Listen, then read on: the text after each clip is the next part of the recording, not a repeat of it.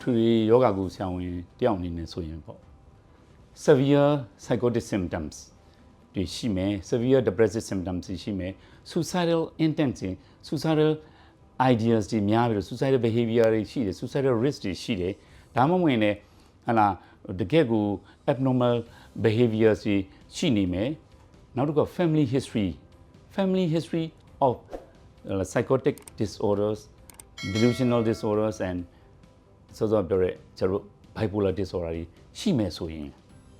နောက်ပြီးတော့ကျတော့ routine treatment အနေနဲ့သက်သာမှုမရှိဘူးဆိုရင်တော့ဒါ psychiatric service တွေ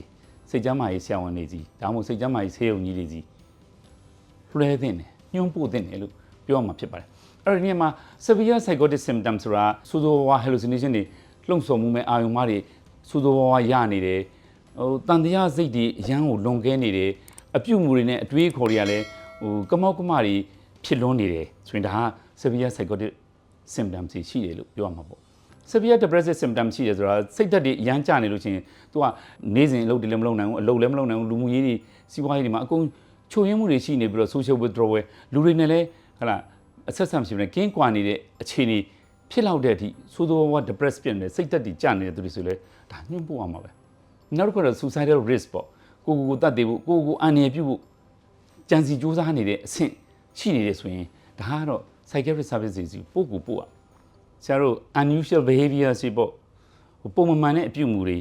သူများကိုရံပြုမဲ့အပြုအမူတွေဒါမှမဟုတ်သူတို့ရံပြုမဲ့အပြုအမူတွေဒါမှမဟုတ်ဆရာတို့တချို့လူတွေဆိုရင်အိမ်မီးချို့တာတို့ကားကြီးကိုဒါခဲနဲ့ပေါက်ပစ်လိုက်တာတို့စသဖြင့်အင်မတန်ဆိုးရတဲ့ unusual behavior တွေအပြုအမူတွေကဆိုးဝါးတွေရှိတာမျိုးရှိတတ်တယ်သူဒီဘလောက် psychotic ဖြစ်တယ်ဆိုတော့ဒီအပြုအမူတွေကိုကြည့်လိုက်တာနဲ့ကိုသိတာတယ်အဲ့လိုသိတာတင်တဲ့ unusual behaviors တွေဆိုးဝါးတန်တရားစီလွန်ပြီးတော့ကျတော့ဆိုးဝါး hallucination delusion တွေနဲ့ရောနေတဲ့ဒီလိုမျိုးအပြုအမူဆိုးဝါး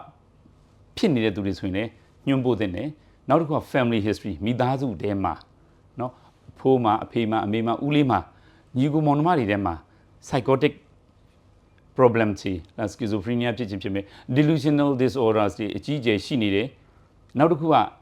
bipolar disorder လို့ခေါ်တဲ့စိတ်ကြွစိတ်ကြယောဂတွေရှိနေတယ်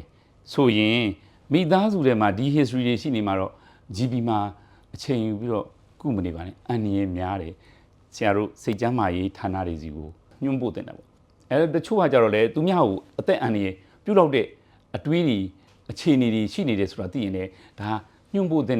အနေအထားလို့ပြောမှာဖြစ်ပါတယ်ပြီးတော့ routine ဆရာတို့ GP မှာကုလို့ရတဲ့antidepressant တွေ antipsychotics လေးတွေ low dose နဲ့ဟလာ psychotherapy လေးတွေGP မှာပေးနိုင်တယ်လို့ပေးတာနဲ့မသက်သာဘူးပူဆိုးလာတယ်ဒါမှမဟုတ် symptom တွေလည်းအရန်ကိုဆိုးလို့နဲ့ဒီဆေးတွေနဲ့တင်ကိုမရဘူးဆိုရင်ဒါစိတ်ကျန်းမာရေးဌာနတွေစီကအမြန်ဆုံးပဲညှို့ပို့သင့်ပါတယ်လို့ပြောချင်ပါတယ်